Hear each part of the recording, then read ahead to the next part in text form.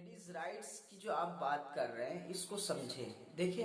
Ladies rights के नाम पर आज जितनी भी बातें हो रही है और जितने भी सुनहरी लेबल यूज किए जा रहे हैं, ये सिर्फ धोखा है। ये पब्लिक को धोखा दिया जा रहा है, लेडीज को उनके जज्बात को, उनकी फीलिंग्स को धोखा दिया जा रहा है। असल में दुनिया ने टर्निंग ले लिए, टर्न आ चुका है और जदीद ज़हनियत लोगों के अंदर पैदा हो चुकी है, इनकलाब आ चुका है, तालीम के एतबार से इनकलाब आ चुका है, ग्रेजुएशन के हिसाब से लोग आगे बढ़ने लगे हैं, बाकायदा लेडीज आगे बढ़ रही है। तो इनकी दाल, पुरानी दाल गल नहीं रही थी, तो इन्होंने अपने मफाद को, अपने फायदे को यूज करने के लिए और लेडीज को अपने मफाद की खातिर और लेडीज की फीलिंग्स को, उनके जज्बात को अपने मफाद की खातिर यूज करने के लिए इन्होंने जो है टर्न लिया और जो है फिर नए प्रोपेगेंडे किए और उन प्रोपेगेंडों को बहुत सजा के, बहुत अच्छे अंदाज में जो अच्छे लेबल लगाकर यूज किया और धोखा दिया। इसलिए आज आप अमेरिका, बरतानिया, इंग्लैंड उस तरफ जाएं तो आप देखने को मिलेगा कि वहाँ की जो लेडीज हैं वो इस धोखे को समझ रही है, तो इसलिए वो वापस हया के, शर्म के दामन में लौट कर वापस आ रही है। वो इस धोखे को अब समझ रही है कि घर से बाहर निकाल के, मुख्तलिफ जॉब ऑफर करके, मुख्तलिफ राइट्स ऑफर करके हमें आज़ादी के नाम पे हमारे जिस्म को, हमारी फीलिंग्स को, हमारे जज्बात को यूज किया जा रहा था, ये चीज़। और यही लोग आप देखें, prime minister, first prime minister जो है हमारे मुल्क के, पंडित जवाहरलाल नेहरू, उन्होंने अपनी किताब डिस्कवरी ऑफ इंडिया के अंदर लिखा है रोमन एम्पायर के बारे में। वो लिखते हैं रोमन एम्पायर के बारे में, ये रोमन एम्पायर है कौन? तो ये यही लोग हैं आज जो आज़ादी निस्वा, हुकूक निस्वा की बात कर रहे हैं, औरतों की, लेडीज की राइट्स की बात कर रहे हैं, तो यही रोमन एम्पायर है। यही लोग रोमन एम्पायर, इंग्लैंड, बरतानिया, कनाडा, आज अमेरिका, यही लोग रोमन एम्पायर है। तो ये लोग रोमन एम्पायर के बारे में पंडित जी लिखते हैं कि उनके यहाँ जो आइडियोलॉजी, कानून था वो ये था कि औरतों को, लेडीज को सिटीजन राइट्स कुछ भी नहीं मिलेंगे, शहरी हुकूक औरतों का कुछ भी नहीं होगा। और साथ साथ पंडित जी ये भी लिखते हैं कि औरतें जो है खुद से कुछ नहीं कर सकती, कोई काम नहीं कर सकती, औरतें कोई तसर्रुफ नहीं कर सकती, कोई प्रॉपर्टी का लेन देन नहीं कर सकती, इसलिए कि वो या तो अपने बाप के अंडर में होगी, या भाई के अंडर में होगी, या फिर हस्बैंड के अंदर में होगी, अंडर में, या बेटे के अंडर में होगी। हस्बैंड के अंदर में होगी तो हस्बैंड उसकी कुछ भी करे, वो हस्बैंड है तो कितनी भी बैंड लगाए, औरत को कोई राइट्स थे ही नहीं। ये पंडित जी लिखते हैं। और पंडित जी इंसाफ की बात देखें, पंडित जी ने ये भी लिखा है डिस्कवरी ऑफ इंडिया में कि मनु के मुताबिक, मनु इनके मुकद्दस देवताओं में से एक हैं, तो मनु के मुताबिक, मनु ने जो मैसेजेस दिया, जो तालीम दिया है, उसके मुताबिक औरतों की, असल में पंडित जी एक सवाल का, क्वेश्चन का आंसर कर रहे हैं कि कानूनी हैसियत औरतों की क्या है। तो इसके जवाब में कहते हैं कि मनु के मुताबिक औरतों की हैसियत बहुत बुरी है, लेडीज हैसियत बहुत बुरी है, लेडीज को कोई राइट्स नहीं है।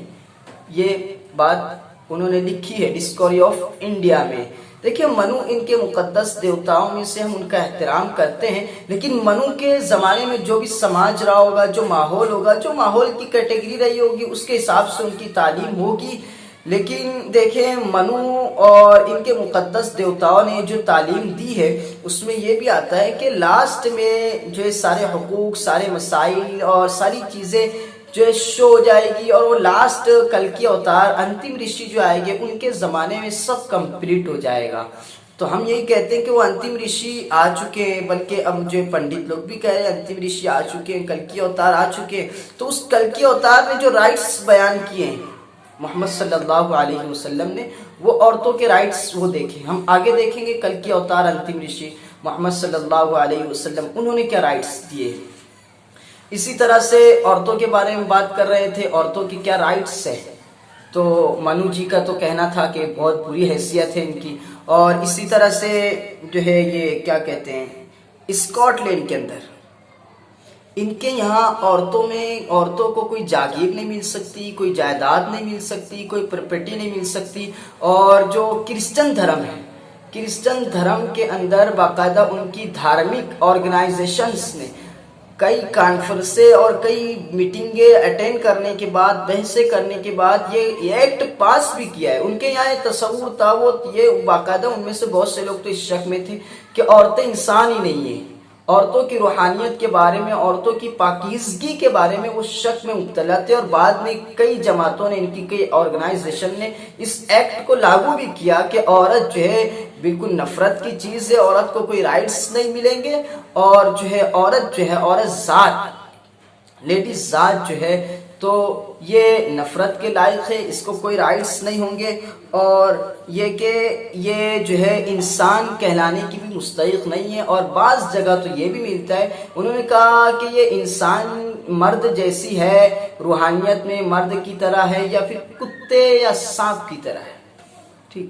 اور اسی طرح آپ دیکھیں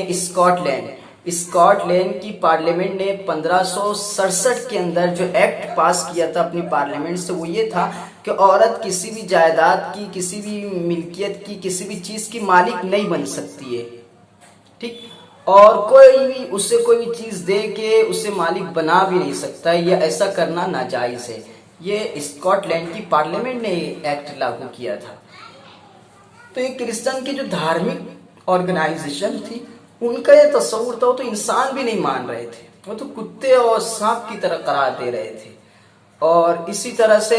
جو یہودی ہے آج پوری دنیا پہ ڈنکا بجا رہے ہیں، تو یہ لوگ جو تھے، ان کے ہاں تو لیڈیز کے جو منتھلی ڈیز آتے ہیں، پرسنل پرائیویٹ ڈیز جو رہتے ہیں، وہاں پہ اگر ایسے ڈیز جب آتے تھے ان کے یہاں پہ، تو عورتوں کو، لیڈیز کو گھر سے نکال دیا کرتے تھے، اتنا نفرت کرتے تھے، ان کے یہاں یہ چیز تھی۔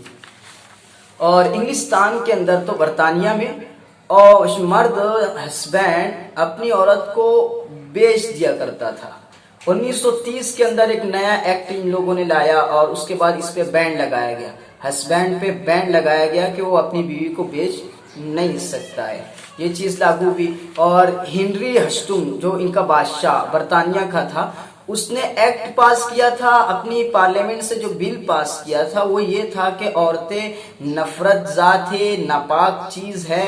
تو وہ جو ہے دھارمک کتابیں بھی نہیں پڑھ سکتی، مقدس کتابیں بھی نہیں پڑھ سکتی، ان کو ہاتھ بھی نہیں لگا سکتی۔ تو یہ ساری حیثیت تھی پوری دنیا کے اندر، کہ عورت کو جو ہے، ہمارے انڈیا کے اندر بھی دیکھیں جو چیز تھی، منو کے بارے میں ہم نے پڑھا، اور جو ہے ان کے یہاں یہ آئیڈیالوجی کیا تھی کہ یہ لوگ، ان کے یہاں آئیڈیالوجی یہ تھی کہ عورت ذات جو ہے وہ کسی کے انڈر میں رہے گی، جب اس کی شادی کسی سے کرا دی گئی تو یہ آئیڈیالوجی، یہ تصور تھا کہ وہ اسی کی ہو گئی، جنم جنم کا ساتھ ہو گیا۔ اب چاہے ان کے درمیان بنتی ہو نہ بنتی ہو، وہ ایک دوسرے کے ساتھ نہیں رہ پا رہے ہیں، نہیں چل رہی ہے، تو بھی وہ جنم جنم کا ساتھ کہلاتے تھے، ان کے پاس کوئی آپشن، کوئی رائٹس ہی نہیں ہوتا تھا الگ ہونے کا۔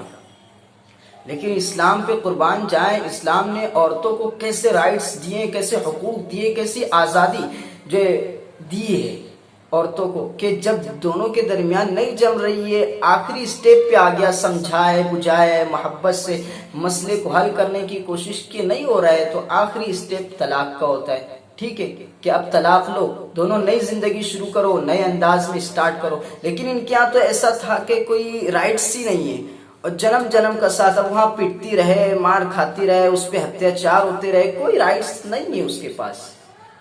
یہاں تک کہ اگر اس کا ہسبینڈ بینڈ ہو کے مر جاوے تو پھر اس کے ساتھ اس کو جلا دیا جاتا تھا، ستی کر دی جاتی تھی یہ چیز۔ لیکن اسلام نے طلاق کی شکل میں ایک ایسا رائٹس دیا ہے، طلاق کا اگر صحیح یوز آپ کر رہے تو صحیح یوز یہ آخری سٹیپ، جب دونوں کی نہیں بن رہی ہے، ٹھیک ہے، طلاق کا جو سٹیپ لیا جائے اور دونوں الگ ہو کے نئی زندگی سٹارٹ کریں، نئے انداز میں سٹارٹ کریں یہ چیز۔ تو اسلام نے رائٹس دیے ہیں، تو اسلام نے ایک رائٹس، جب پوری دنیا عورتوں پہ اتیاچار کر رہی تھی، ظلم کر رہی تھی، عورتوں کے رائٹس چھینے جا رہے تھے، عورتوں کے رائٹس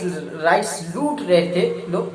اس ٹائم پہ پوری دنیا میں، سارے سماج میں، سارے کلچر میں، اس وقت جو ہے اللہ تعالیٰ نے لاسٹ میسنجر کو، کلکی اوتار، انتم رشی کو، جیسا کہ پنڈت لوگ کہتے ہیں، بھیجنے کا فیصلہ کیا۔ وہ جب کلکی اوتار کو لایا گیا تو کلکی اوتار نے جو دنیا کے اندر بگاڑ تھا اس کو ختم کرنے کے ساتھ ساتھ جو ان کی تحریک تھی، مشن تھا، وہ یہ تھا عورتوں کو رائٹس دینا۔ تو تو میں ساری دنیا کی خواتین سے کہتا ہوں کہ لاسٹ میسنجر محمد صلی اللہ علیہ وسلم کو پڑھو، قرآن کو پڑھو، ان کی باتوں کو پڑھو، آپ کو پتہ چلے گا اسلام آپ کو حق دینے کے لیے آیا تھا، اسلام آپ کو رائٹس دینے کے لیے آیا تھا، اسلام آپ سے رائٹس لینے کے لیے نہیں، آپ کو حقوق دینے کے لیے آیا تھا، آپ کو آزادی دینے کے لیے آیا تھا، آپ کو برابری اور مساوات دینے کے لیے آیا تھا، نہ کہ دوسروں کی طرح اچھے پروپیگنڈے کر کے برابری کے نام پہ دھوکہ دینے کے لیے آیا ہے۔ آپ پڑھے جیسے کہ آپ جو ہے اس وقت عرب کے اندر بھی یہی تھا، پوری دنیا لیڈیز سے نفرت کرتی تھی، عرب کے یہاں بھی یہ تھا کہ وہ اپنی گھر کے اندر عورتوں کے وجود کو، عورتوں کے رہنے کو باعث شرم سمجھتے تھے، عار کی بات محسوس کرتے تھے، وہ ذلت کی بات سمجھتے تھے، اس لیے پیدا ہوتے ہی مار دیتے تھے، پیدا گلٹی فیل ہوتی تھی ان کو کہ ہاں لوگ ہمیں کیا کہیں گے کہ تمہارے گھر میں لیڈیز ہے، تو وہ مار دیتے تھے۔ اور وہ تو بڑی غیور قوم ہوا کرتی تھی، تو وہ اپنی ذات پہ کوئی آنچ آئے برداشت نہیں کرتے تھے، مار دیا کرتے تھے وہ لوگ۔ تو ایسے ماحول میں اللہ تعالیٰ نے عورتوں کو رائٹس دینے کے لیے نبی اکرم صلی اللہ علیہ وسلم کو بھیجا تھا، اور آپ نے جو رائٹس دیے اس پر اگر تفصیل سے گفتگو کی جائے تو کئی گھنٹے چلے جائیں گے۔ اگر ڈیٹیل میں جائے عورتوں کے جو رائٹس جو آخری نبی صلی اللہ علیہ وسلم نے دیے ہیں تو تفصیل سے کئی گھنٹے اس پر آدمی بات کر سکتا ہے۔ ایک بات تو ہم نے طلاق کے مسئلے پر کی، یہ طلاق جو ہے زحمت نہیں بلکہ رحمت ہے، لیکن آپ جب اس کا صحیح یوز کر رہے ہو تو یہ چیز، اور اسی طرح سے ایک رائٹس دے کہ جب آدمی کی شادی ہو جا رہی ہے، اسلام نے بہت اچھا تصور پیش کیا۔ اسلام کہتا ہے عورتوں کو کہ آپ آرام کریں۔ اسلام جب پوری دنیا عورتوں سے حق چھین رہی تھی، ان کے رائٹس چھین رہی تھی، تو اسلام نے اس موقع پر عورتوں کو ملکہ اور شہزادی بنا کر معاشرے میں، سوسائٹی میں پیش کیا۔ اگر وہ کسی کے گھر میں پیدا ہوتی ہے تو وہ اس کی شہزادی ہے، اس گھر کی شہزادی ہے۔ باپ ہے اس کا تو باپ کے ذمہ اس کے سارے رائٹس کو پورا کرنا، اس کی ساری ضروریات کو، حاجتوں کو، تقاضوں کو پورا کرنا، اس کو اچھی تعلیم دینا، اچھی گریجویشن تک اس کو پہنچانا، اس کی اچھی تربیت کرنا، یہ باپ کے ذمہ۔ اگر وہ کسی کی بہن ہے تو یہی ساری چیزیں جو ہے بھائی کے ذمہ آئے گی کہ بھائی اس کے سارے رائٹس کو پورا کرے، اس کی اچھی تربیت کرے، اس کی اچھی تعلیم کرے۔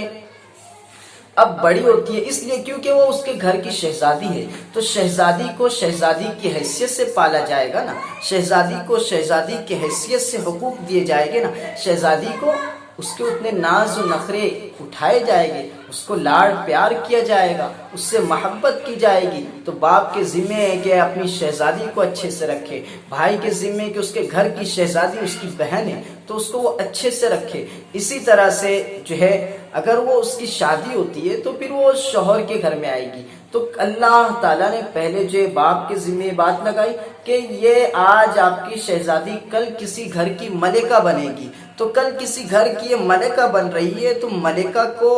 آپ شہزادی کی پرورش اس انداز میں، اس اچھے اسٹائل میں کریں کہ کل کی وہ ملکہ بن سکے۔ تو جب شادی ہوتی ہے تو کسی کے گھر کی ملکہ بن جاتی ہے، تو پھر شوہر کے ذمہ ہے کہ شوہر اس کے سارے رائٹس پورے کرے، اس کی ساری ضروریات پوری کرے۔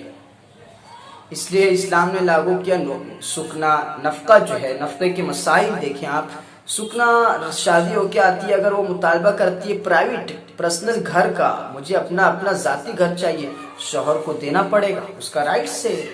اس کی بیوی کا رائٹس ہے، تو اسلام نے رائٹس دیا ہے۔ اور جو آپ